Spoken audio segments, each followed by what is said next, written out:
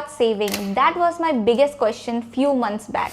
Hello everyone, welcome back to my channel. I'm Swagata and today's video is going to be a bit different. Usually I make videos on travel, lifestyle and how I spend my day-to-day life. But today we are going to talk about money. Right now I'm focusing on how to save and invest my money. So I thought of sharing it with you all. A few years back I was completely focusing on my studies, and after completing my studies I started working, and that's when I started earning my own money for the first time, and it felt amazing. And it's been 3 years now that I have been earning. But then I realized something. At the end of every month I was spending everything that I was earning. One day it hit me really hard. I realized if something happened tomorrow, I would have nothing to fall back on. Yes, of course, I have my family and my friends who would be there to help me out. But I feel there should be something of my own.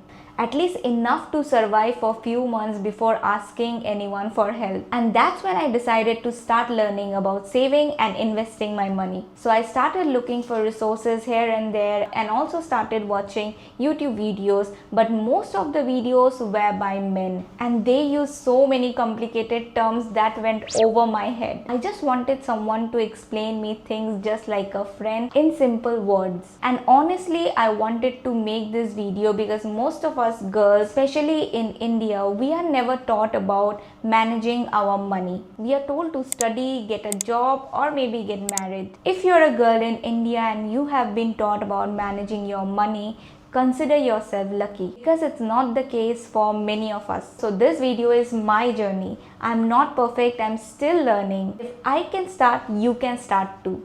I have seen so many girls out there who want to start saving and investing, but they are stuck at the same question I had, which is how to start. So let's find the answer to this question together, where I will share my own journey. So let's start with what is saving. Saving simply means money you set aside today to protect your future. And there are two main steps to get started in your savings journey. First is the emergency fund and the second is investment. So let's discuss more about emergency fund. So emergency fund is the money that you can use anytime without stress. So this is money you keep aside basically for emergencies like job loss, sudden health issues and family needs. Experts usually suggest to keep 3 to 6 months salary in this fund. An emergency fund should be liquid, which means you can take it out at any time. And second, investment, where your money grows over time. Now, investments can be divided into two types. First is financial assets and the second is non-financial assets. So let's discuss more about financial assets. This is money which can grow by itself if you put it in the right place. Financial assets includes debt and equity. Safe money in finance, it is termed as debt, but really it just means safe and steady options like savings or fixed deposits, because you are lending money to your bank or sometimes to the government. So under debt we have saving account, fixed deposit, government bonds. Saving account is very safe but has very low return. Fixed deposit, money locked for a fixed time, gives slightly better return. And government bonds. Basically, you lend money to the government and they return it with interest. Very safe and a steady option. Now, let's talk about equity. Equity or growth money, which basically means buying a small piece of a company or putting your money in a business that can increase in value over time. Under equity, there is individual stocks, mutual funds and ETFs. Individual stocks, manually choosing companies that are believed to do well in future. Mutual fund and ETFs, where instead of picking company stocks one by one, your money is invested in a basket of companies.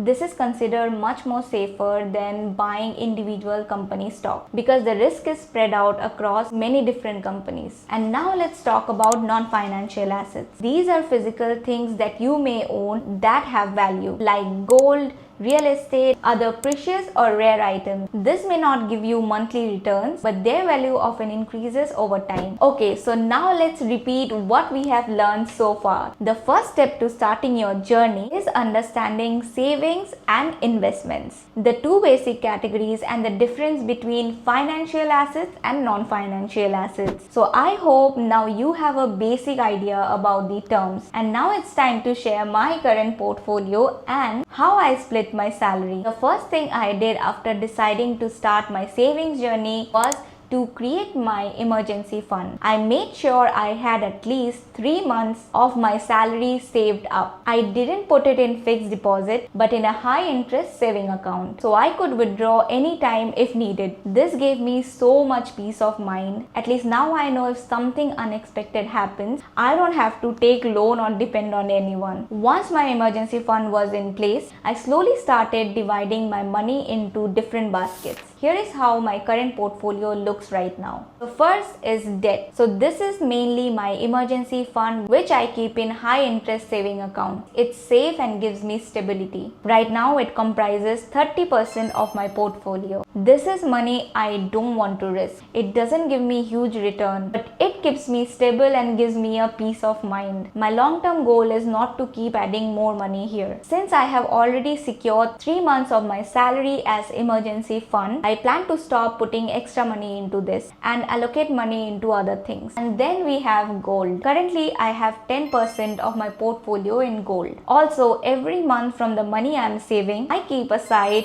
10% for gold. I don't buy gold every month, but once it builds up, I either buy a gold coin or treat myself to jewelry. Yes, I know about the making charges, but I think it's fine once in a while to buy things you like, especially when it also holds value. And for us Indians, gold is not just a jewelry, it's also a way to preserve wealth for long term. Also, you can choose to put your money into digital gold, which is basically buying small amount of gold online. It's stored safely by the providers until you want to sell it or even convert it into physical gold. And then we have equity or growth money. Currently, in the money I have saved so far, this occupies about 60%. However, today this is where I put most of my money. Every month from the money I'm saving, I'm trying to put almost 90% of it here. But remember, you should also be aware about the risk factor. Everyone's risk-taking capability is different. So make sure to do your own research before making any decision. It's very possible that the stock market could be down when you needed your money the most. So here is how I split it. 80% of my savings in low-cost index mutual fund.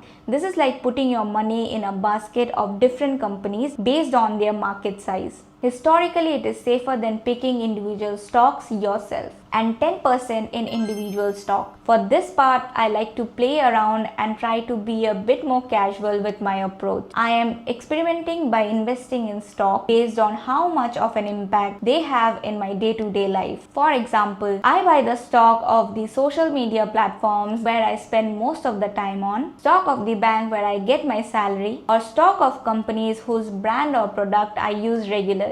Imagine a tech company you use daily, or the company from where you buy your favorite skincare or hair care products from. To buy one share, you own a tiny part of the company. If the company grows, the value of your shares grows too. So basically, growth money is equal to your money working to grow over time. It's ideally riskier than safe money, but it can give you higher return if you stay consistent and patient. So this is how my portfolio looks like, and now I'll be sharing few things that I have learned so far. I am still very new to this and I'm learning every day, but here are some things I have realized.